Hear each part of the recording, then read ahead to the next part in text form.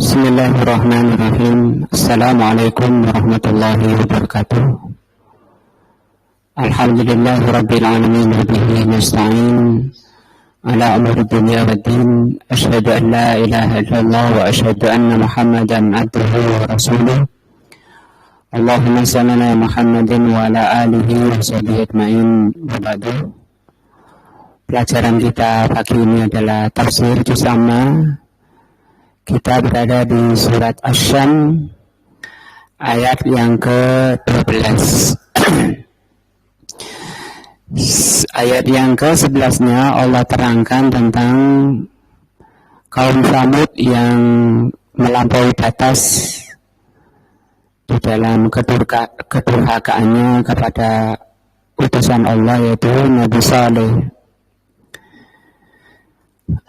Di ayat 12-nya Allah mengatakan idhun da'afa asqaha.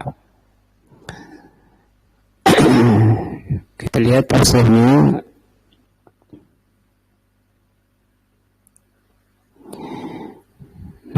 Idhun da'afa asqaha hadza bayanun, kata beliau, ayat 12 ini adalah penjelasan dari Allah, penjelasan tentang apa? Likulyan ladzi dzakarahullahu penjelasan tentang sejauh mana kaum Samud itu melampaui batas. Kan di ayat 11-nya Allah katakan kaum Samud itu melampaui batas. Apa melampaui batasnya itu bagaimana? Wadzalika hina, melampaui batasnya yaitu hina imba'atha asqaha, ketika imba'atha asqaha. Imba'atha yakni intolaqa bisur'atin, bangkit dengan cepat. Nah, asqaha ai asqa Samud. Asqa itu orang paling jeleknya, orang paling sesatnya. Nah, ini yang dikatakan tadi, kadzabat Samudu bitawwaha, kaum Samud melampaui batas. Apa itu melampaui batasnya? Yaitu ketika orang paling sesatnya dari kaum Samud itu imba'atha asqaha, bangkit dengan cepat orang yang paling sesatnya dari kaum Samud. Itu paling bersemangat paling semangat untuk menentang Rasul, untuk memerangi Rasul. Nah, itu dia memang sesuai dengan perbuatannya, sifatnya. Siapa dia? Orang paling sesat. Dikatakan oleh Allah di sini asqaha ai a'lahum fisyiqa atau fisyaqa, yaitu orang yang paling tinggi di dalam kesesatan. Itu kalau di dalam diri hati manusia itu, jiwa manusia ada benih-benih kesesatan, makin tinggi kesesatannya itu makin cepat di dalam menolak dan menentang Allah. Waliyadu billah, kita berlindung kepada Allah dari asqa, kesesatan. Dan termasuk tujuan kita ngaji ini untuk ini, menghilangkan kotoran-kotoran jiwa, kotoran-kotoran hati yang nanti akan menghambat kita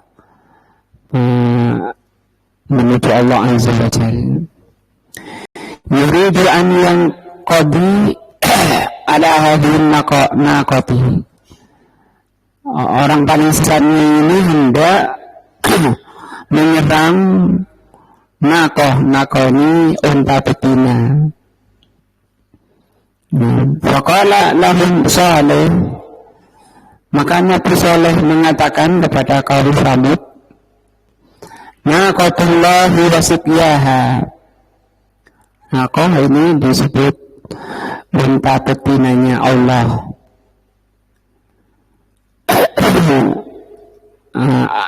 Ini namanya makhluk, yaitu unta betina, kemudian disandarkan dengan nama Allah. Ini sama dengan Abdullah, sama dengan Baitullah, ya. Ini bentuk pemuliaan. Nah, di sini karenanya ayat atau disebut orang mukjizat untanya ini.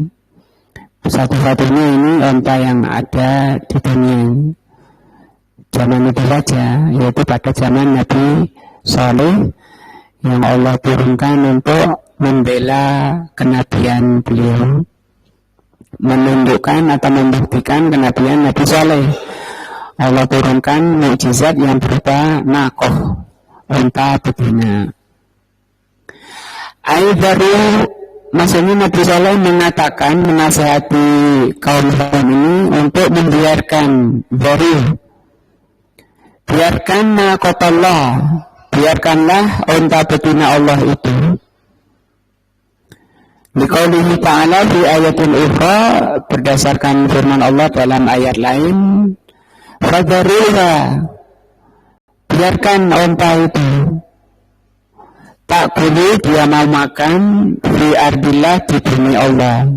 Itu tidak boleh diganggu, tidak boleh ditalu. Surat Al-A'raf ayat 72.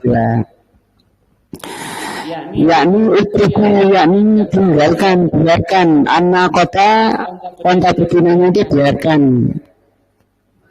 La taqtuluha, jangan kamu bunuh. Wala tata'arradu laha bisu'in, jangan kamu ganggu. Dilarang oleh Allah. Lakin hanya saja karena Nabi jatuh bil akas. Tapi apa sambutan dari kaum Samud? Kaum Samud menyambutnya dengan sebaliknya. Cuma taat, tunduk, patuh, ini enggak. Disambut dengan apa? Pembangkangan, kedurhakaan. Padahal beliau Nabi Saleh itu hanya Rasul, utusan. Sebenarnya barang siapa menentang Rasul, ya menentang Allah, maksiat kepada Rasul, maksiat kepada Allah. Ini yang dilakukan oleh kaum Samud kepada Nabi Saleh dengan menyerang ini nakoh tadi. Pakai seperti maka kaum Samud itu mendustakan, tidak peduli, tidak percaya, tidak yakin kepada Nabi Saleh. Wa qalu, mengatakan innaka lasta bi rasulin, engkau itu bukan rasul. Wahakah terlihat juga dari lisan mereka bahwa dia mengatakan Nabi Saleh bukan rasul. Wahakah gitu. Kullu rusuli, semua rasul alladzi ursilu ila aqwamihim, yang Allah utus kepada kaumnya, yasamahum atau yasimahum aqwamihim, mesti diganggu, dicela oleh kaumnya bil aib, dengan aib. Nah, dicela itu sudah sunnatullah ya, setiap rasul, kata Allah di sini, setiap rasul mesti mendapat perlakuan jelek. Tapi ini oleh kaum yang memang jiwanya jiwa jelek. Artinya jiwa jelek itu tidak akan membuahkan akhlak yang baik. Karena kalau bagi menghasilkannya kadari kama atalah qablihim, mungkin tidaklah datang sebelum min rasulin, seorang rasul pun, ya, tidak datang seorang rasul pun kecuali katakan sahirun au majnun. Ini dikatakan oleh Allah, semua rasul mesti diperlakukan seperti itu, tidak terkecuali rasul kita, ya. Bahkan semakin tinggi derajat rasulannya, itu tantangannya, celaknya makin banyak.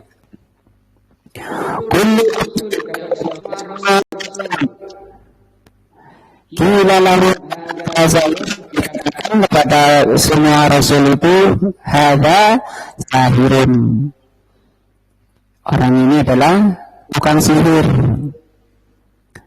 Au majnun, orang gila.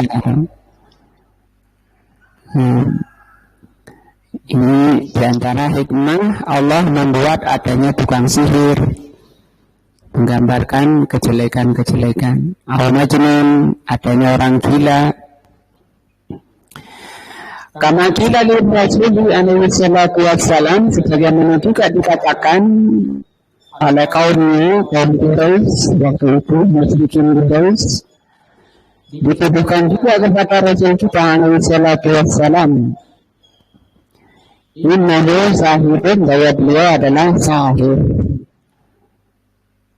kadzabun, pendusta, majnunun, orang gila, syairun, tukang syair, kahinun, apa, dukun, banyak kan ya. Sampai dikisahkan ketika musim haji itu setiap pojok Mekah, Ka'bah, Mekah, sekitaran Mekah, setiap pintu masuk sudah ditaruh di sana orang-orang yang mau menjelaskan kepada orang yang masuk bahwa di Mekah sekarang lagi ada orang gila yang bernama Muhammad. Hati-hati nanti kalau Muhammad itu bicara, karena ada orang gila. Sampai di antara rombongan ada yang memang biasa meruqyah. Di antara rombongan itu ada yang biasa meruqyah, misalnya biasa meruqyah, dan banyak orang datang ke rumah untuk minta ruqyah dan sembuh dengan izin Allah sembuh. Gak tahu yang dibaca apa ya, mungkin mantra-mantra. Karena masih awal menyebarkan Islam, belum di atas Islam. Nah, begitu datang ke Rasulullah SAW, aku dengar kamu ini begini tadi itu, aku akan meruqyah kamu. Rasul dengerin aja. Gimana? Saya harus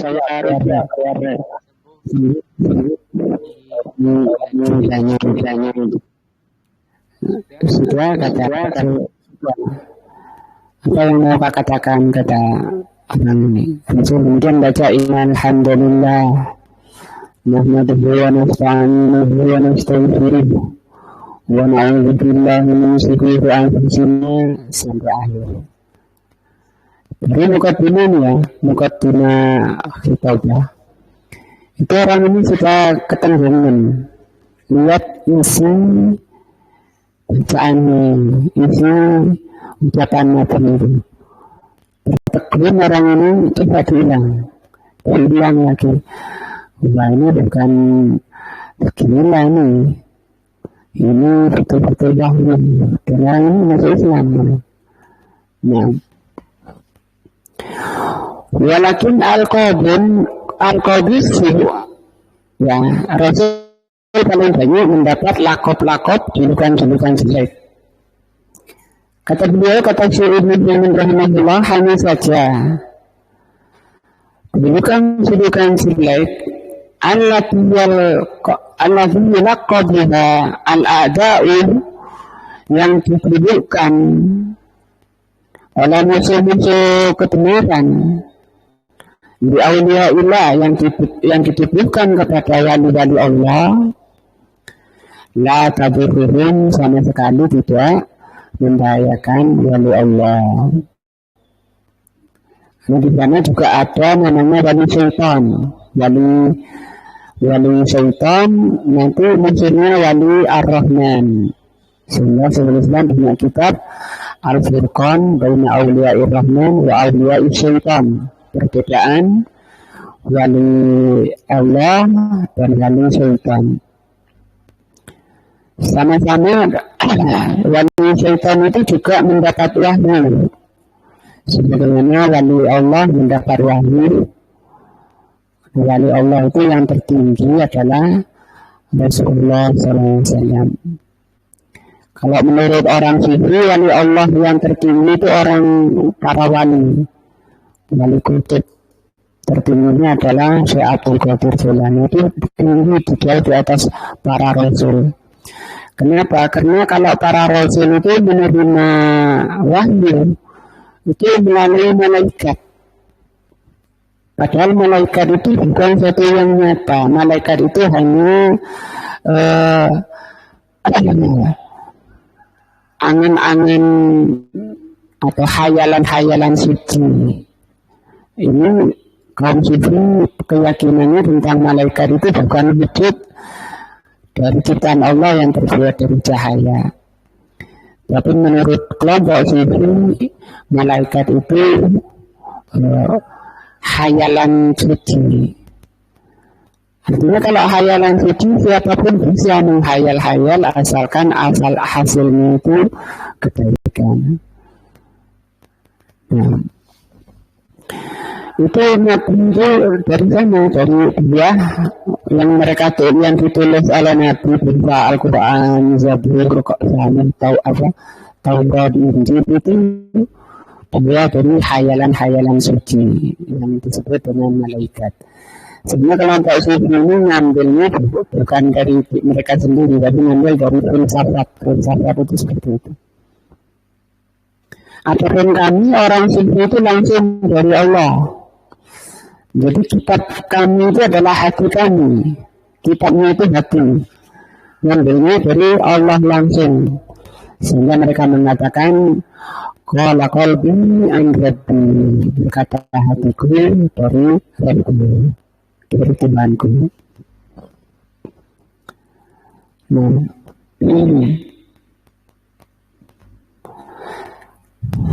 dan banyak lagi perbedaan-perbedaan dikatakan oleh Sulaiman di dalam kitab beliau. Dan apa yang dibisikkan oleh syaitan itu ditulis oleh mereka tokoh-tokoh sufi, di antaranya Ibnu Arabi, di antaranya juga Al-Hallaj, dan keduanya Al-Maslub disalib karena kejahatannya ini. Mereka tulis wahyu-wahyu syaitan itu. Kenapa mereka sampai menerima wahyu dari syaitan? Itu akibat dari kelalaiannya dari Allah, dari zikrullah. Sebagaimana Allah katakan, wa man ya'zu an zikrillah nuqayyid lahu syaitanan wa huwa lahu qarinan. Barang siapa yang lalai dari zikrullah, dari Al-Quran dan As-Sunnah, maka dia akan dijadikan teman oleh Allah, disandingkan kepada orang yang lalai dari Allah itu syaitan, kata Allah. Yang dia lahu qarin, dia menjadi qarin. Yuhi ba'da akan memberi wahyu. Yuhi itu memberi wahyu satu dengan lainnya. Zuhur al-qawli, omongan-omongan yang menghias. Nah, kata Allah, untuk menipu orang-orang jahil, orang-orang yang tidak mengerti Al-Quran, tidak mengerti tafsir, tidak mengerti sunnah, itulah yang mempercayai wali-wali sultan. Nah, dengan kata memang dibantu, kalau para rasul itu dibantu dengan mukjizat atau ayat-ayat. Kalau wali Allah, wali syaitan itu dibantu dengan yang disebut dengan khariqul adah. Khariqul adah itu bisa berbuat di luar kebiasaan manusia. Orang dilihat mati, misalnya uang datang sendiri, dirinya bisa milah, penggelah, diundang orang, 3 orang yang undang ceramah waktu yang sama, itu bisa. Itu wali-wali syaitan. Nggak usah pakai kendaraan Avanza, nggak perlu. Dia langsung naik sepeda dari rumahnya. Sholatnya di Mekah. Nah, ini wali-wali syaitan. Dan biasanya mereka jauh dari syariat Islam, jauh dari masjid, jauh dari akhlak mulia, salat jamaahnya tidak ada, akhlaknya juga. Nah, dan banyak lagi perbedaan wali Allah dengan wali syaitan. Maka kata Syekh di sini, julukan jelek yang dituduhkan kepada Rasul tidak membahayakan Rasul itu. Wal yazdaduna bidzalika rif'atan indallah. Bahkan tuduhan-tuduhan jelek itu hanya menambah kemuliaan yang dituduh di Allah Azza wa Jalla.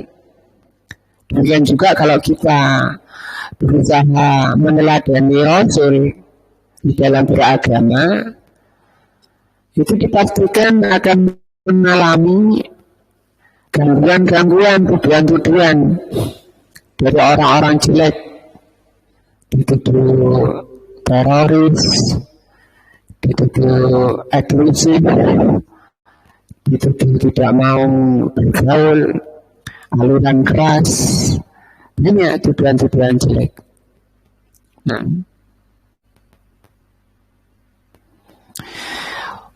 wa idza tasabu al ajru abdatu ala zalika. Nah, apabila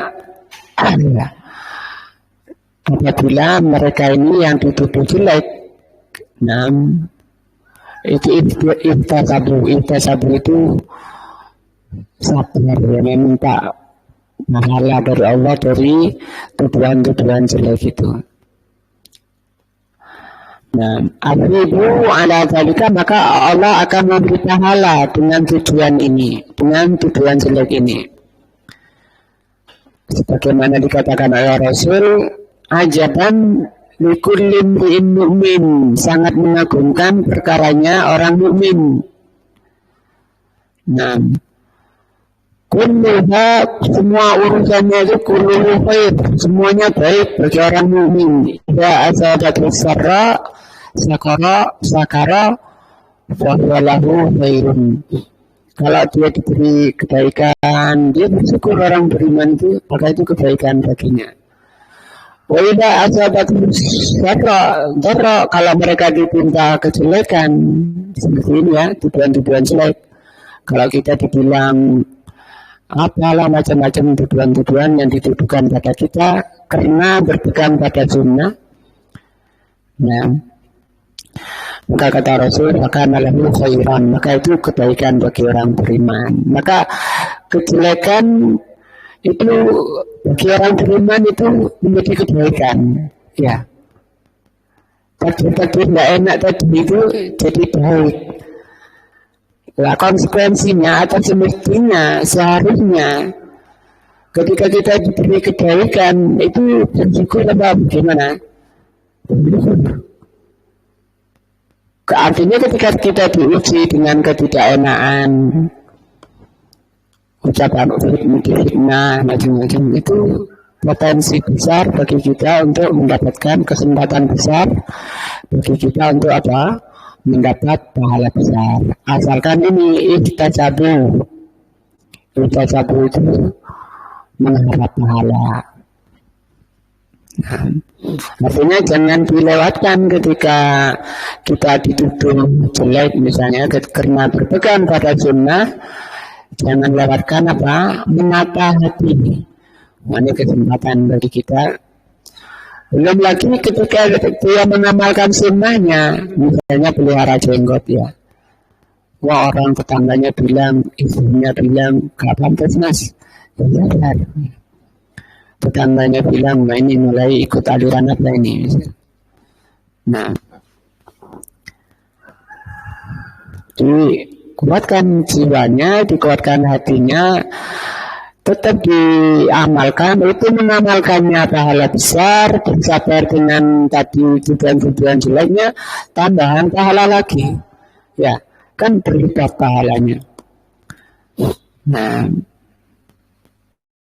dan mestinya kan dia bersyukur ketika oleh Allah Subhanahu Wa Taala diberi kesempatan untuk apa?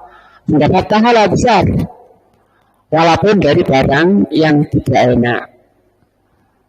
Artinya barang tidak enak, takdir jelek itu bagi orang mukmin tidak membahayakan, bahkan akan menjadi buah yang manis di hati. Contoh salat itu ya, banyak orang berat menjalankan salat, tidaknya itu berat untuk menjalankan, sehingga tidak bisa bergerak itu kaki, badannya tidak bisa bergerak, karena berat. Sehingga Allah innaha lakabiratun illa alal khashiin, sesungguhnya salat itu berat kecuali orang yang salatnya khusyuk itu salatnya itu hidup. Nah, bukan hanya badannya yang salat tapi jiwanya, hatinya salat menghadap Allah, maka itu ringan. Ya, ringan baginya, bahkan menjadi penyuci hatinya, penenang jiwanya dengan salat. Nah, Artinya di luar sholat itu bikin hati ini berkabut, menimbulkan titik-titik hitam ketika kita berhubungan dengan dunia luar, misalnya dunia luar di luar sholat. Maka untuk pembersihannya supaya badan tenang, jiwa tenang itu sholat.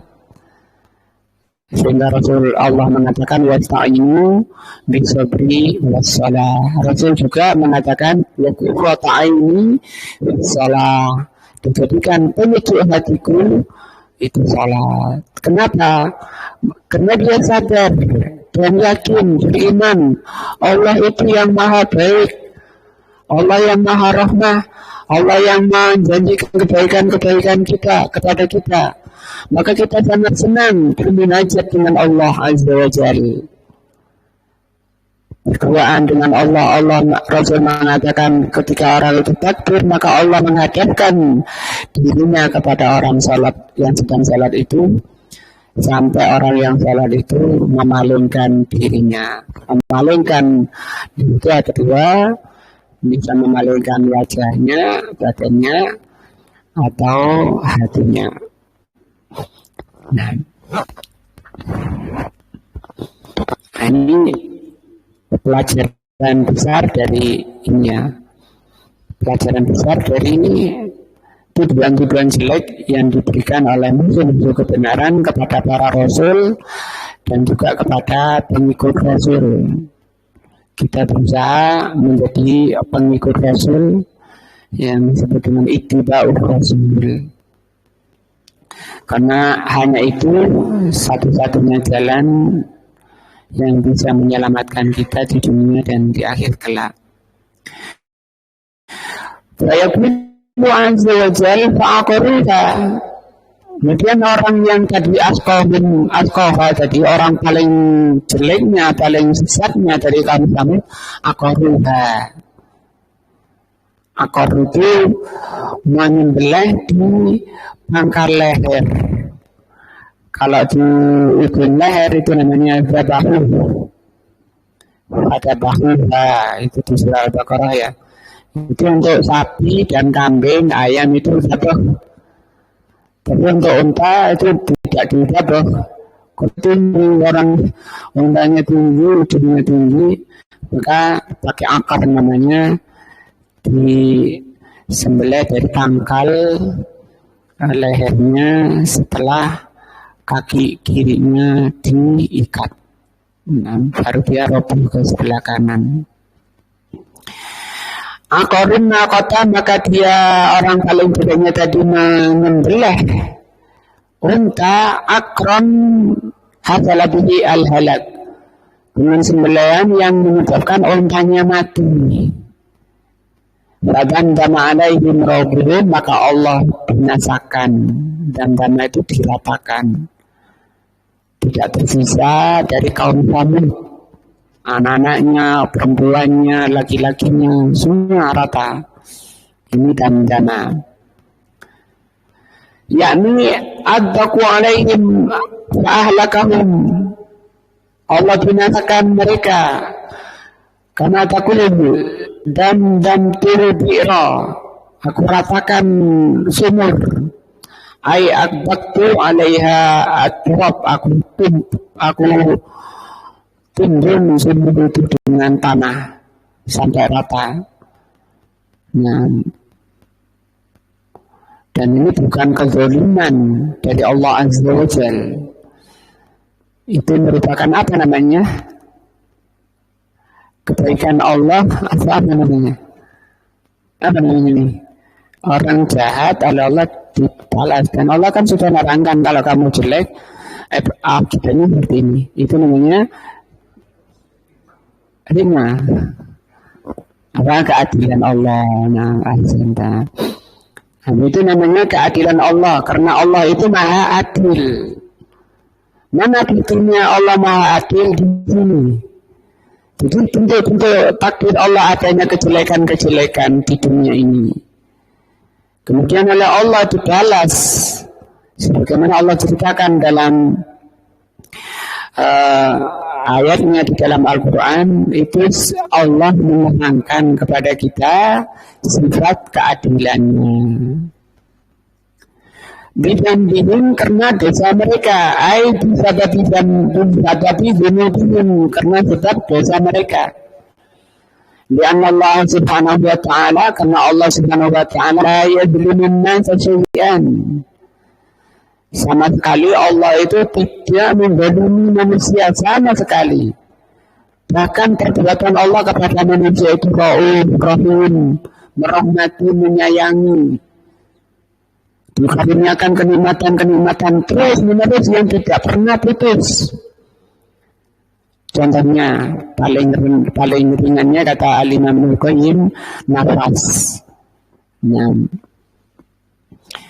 Manusia itu kata beliau bernafas dalam sehari itu 24 kali nafas. Manusia itu bernafas dalam sehari itu 24 kali. Dan setiap nafas itu satu kenikmatan itu. Satu kali nafas, satu kenikmatan. Yang nanti akan ditanya oleh Allah ketika menghadap Allah Azza wa Jalla. Allah berfirman, "Thumma la tus'alunna yawma idzin 'anil na'im." Itu 24 itu dalam sehari. Kalau setahun berapa ini? Kali 360. Itu sekitar 8.600.000. Sekarang Pak Husaymu usia berapa ini? 70. Kalau kali 60 saja sekitar 518.400.000. Nak kali 16.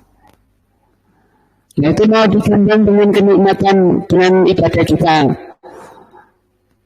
Ini kadang ibadah kita masih bahasa kitanya ecek-ecek ya.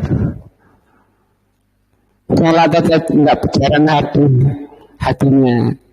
Iya badannya di situ tapi hatinya kemana-mana. Kok mau ditimbang dengan kenikmatan Allah berupa nafas saja.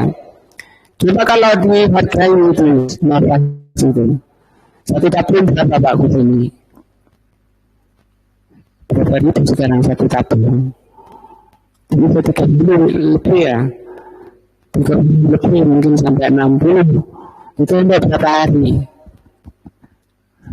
Kan mahal kalau Allah mau sampai kan memang kadang orang dibuat harus bayar gitu. Nafas itu harus bayar. Kapan? Coba lihat di rumah sakit itu. Tabung oksigen. Nah, untuk kalau ditanya untuk apa ini tabung oksigen? Ini oksigen untuk orang-orang yang dicabut oleh Allah gratis bernafasnya, harus belajar bernafas itu. Lah kita ini ditanya oleh Allah bernafas. Tapi juga ada orang itu bernafas tapi badannya nggak bisa kerja apa-apa. Saya kadang ngantar Al-Bini ke rumah sakit, ada pasien Al-Bini, nama penyakitnya Al-Bini, kehabisan Al-Bini. Orangnya mulai gitu, tapi nggak ada tenaga gitu sekali. Namanya Al-Bini. Artinya orang ini oleh Allah diberi nafas hidup, tapi tidak oleh Allah dicabut tenaganya. Ini ya kita ini dikaruniakan oleh Allah tenaga, bisa duduk, bisa jalan, bisa bicara, bisa melihat, bisa mendengar, bisa tiduran, bisa berbuat seperti ini itu. Apa enggak? Kemudian kita bersyukur kepada Allah. Sehingga Allah katakan, wa in ta'uddu nikmatallah la tuhsuha. Kalau kamu menghitung nikmat Allah, kamu tidak akan bisa menghitungnya. Jadi berupa nafas saja sudah segitu. Belum lagi anggota badan kita, belum lagi yang di luar berupa makanan-makanan. Setiap hari Allah membuat makanan supaya kita tetap hidup bisa makan. Mau dihitung. Nah, maka Allah Subhanahu wa Ta'ala sama sekali tidak menzalimi manusia. Walakin nasa, tetapi manusia itulah anfusahum, diri mereka itu atau nafsu-nafsu mereka itulah yang berbuat zalim. Maka kalau manusia ingin lepas dari kezaliman, jangan menuruti nafsunya. Nah, tapi dibersihkan dorongan-dorongan nafsu, seruan-seruan nafsu. Dengan apa? Dengan ilmu agama syariat Allah ini diturunkan untuk mengalihkan seruan-seruan nafsu kepada seruan Allah Azza wa Jalla. Fadzunubi, maka dosa-dosa, ya, dosa itu dia dari dorongan nafsu. Karena orang itu mengikuti seruan nafsu, maka dia terjatuh pada dosa. Dan ada dua musuh besar yang ada di dalam diri kita, yang menyerukan kebanyakan manusia kepada kebinasaan dunia akhirat, yaitu apa? Nafsu sama syaitan. Ini. Nah, itu maka dosa-dosa sababun, dosa-dosa itu adalah menjadi sebab lihalakin, menjadi sebab kebinasaan, wadamar, kehancuran, wal fasad, dan kerusakan.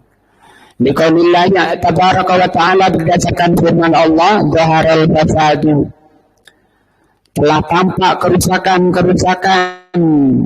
wal bahar, di darat dan di laut, bima kasabat aidin nas, karena ulah tangan-tangan manusia.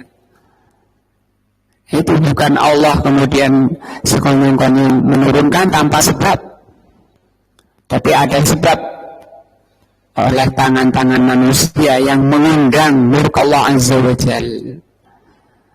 Nah, kenapa Allah turunkan bencana-bencana di muka bumi ini? Tadi yang mengundang itu tangan-tangan manusia, karena manusia mengikuti nafsunya dan dorongan syaitan. Maka itu tujuannya apa?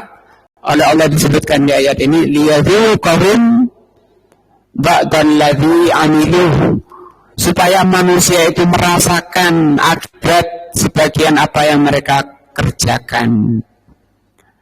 Artinya kejelekan, setiap kejelekan itu pasti berbuah kejelekan. Kalau tidak ingin jelek, tidak ingin mendapat kejelekan di muka bumi ini, jangan berbuat jelek. La'allahum yarji'un, kata Allah, agar mereka mau kembali kepada Allah. Namanya apa? Taubat. Dan manusia ini memang diciptakan oleh Allah gampang berbuat dosa, mudah berbuat dosa. Allah Rasul bersabda apa? Kullu bani Adam khata'un, semua bani Adam, semua manusia itu khata', banyak berbuat salah, tetapi wa khairul khata'in, sebaik-baik orang yang salah atau yang taubat. Maka ini tujuannya agar manusia ini bertobat, walaupun bukan dirinya yang berbuat jelek.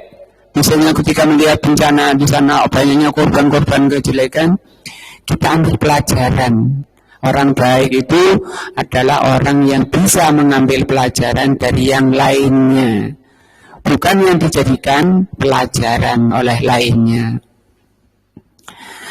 Wa qala ta'ala, Allah berfirman, wa idza aradna, kalau kami mau an-nuhlika qaryatan, ketika kami mau membinasakan suatu kampung, suatu daerah, suatu kota. Nah, termasuk peperangan-peperangan yang terjadi. Amarna, kami perintahkan mutrafiha, orang-orang kayanya, orang-orang terpelanggannya. Nah, diperintah untuk kembali, untuk taat kepada Allah, beriman, bertakwa kepada Allah, orang-orang besarnya. Wafasakulu fiha, tapi orang-orang besar itu susah. Sejak zaman Nabi pertama, Rasul pertama, memang para penentang Rasul itu orang-orang besar. Besar jabatannya mungkin, karena sudah punya jabatan tinggi, atau karena banyak hartanya, itu Bahkan para pengikutnya itu fuqara, masakin, orang-orang lemah. Sehingga ketika Abu Sufyan ketika masih musyrik ya ditanya oleh Najasyi, Raja Najasyi. Karena Raja Najasyi itu sudah mengerti tentang sifat Nabi dan Rasul.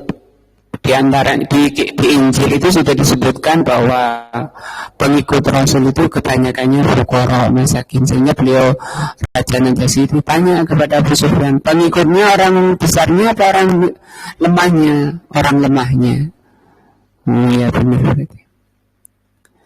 Kata Allah di sini, kalau kami hendak membinasakan suatu daerah, suatu kota, kami perintahkan orang-orang besarnya, tapi orang-orang besarnya itu fafasaku fiha fahaqa alaihimul qawlu, maka itu menjadi sebab Allah timpakan kebinasaan.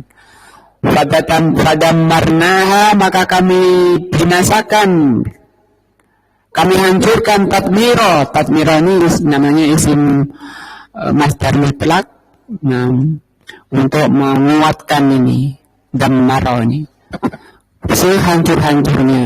Dan itu Allah ceritakan di dalam Al-Quran. Banyak mulai kaumnya Nabi Nuh, binasa kaum Samud, kaum Ad, dan seterusnya. Kaumnya Fir'aun, ya. Wa qala Allah Ta'ala yukhatibu asrafal khalqi, Allah juga mengatakan ketika berbicara dengan makhluk terbaik, wa khairul qurun, dan kurun terbaik yaitu Rasul dan sahabat. Awalamma asabatkum, ketika telah menimpa kalian musibah, ini di perang Uhud ini. Qad asabtum mislaiha, padahal kamu sudah pernah menang, yaitu di mana? Badar. Di perang Badar padahal kalian menang, kondisi Uhud itu kalian lebih banyak dari di Badar. Badar kamu lebih sedikit, tapi kalian menang. Kultum, maka kalian mengatakan, para sahabat ini mengatakan, anna hadza, apa ini yang menyebabkan kita ini kok kalah? Diceritakan ya, karena yang di atas itu maksiat kepada Rasul ya, penjaga gunung maksiat kepada Rasul. Kenapa maksiat? Tergiur sama harta yang dibawa. Demikian juga orang-orang sekarang tidak mau berdakwah, tidak mau berjihad, sibuk mengumpulkan harta, tergiur sama itu. Maka kata Allah, huwa min indi anfusikum, semua itu penyebab musibah-musibah itu kata Allah min indi anfusikum, datanya diri kalian. Wal insanu yusabibil masaibi, maka manusia itu ditimpa berbagai musibah min indi anfusihim, dari sebabnya pasti dari diri mereka, ya, dari diri mereka. Maka kalau kita ingin terhindar dari musibah-musibah, caranya dengan memerangi hawa nafsunya. Caranya apa? Bagaimana caranya? Ditundukkan kepada syariat Allah, diikuti syariat Allah itu dan Rasulnya. Tapi manusia kan tidak bisa kecuali dengan belajar dulu. Maka jangan malas untuk talabul ilm. Mudah-mudahan ini menambah ilmu kita dan menjadikan ilmu yang bermanfaat, berbuah menjadi meningkatnya iman. Semakin terang cahaya iman kita, semakin kuat iman kita. Karena zaman itu berganti, makin akhir itu bukan makin baik, tapi makin jelek. Artinya tantangannya makin besar. Sehingga bisa yang dibutuhkan apa? Butuh penguatan-penguatan. Pemaling-pemaling dari kebenaran makin banyak.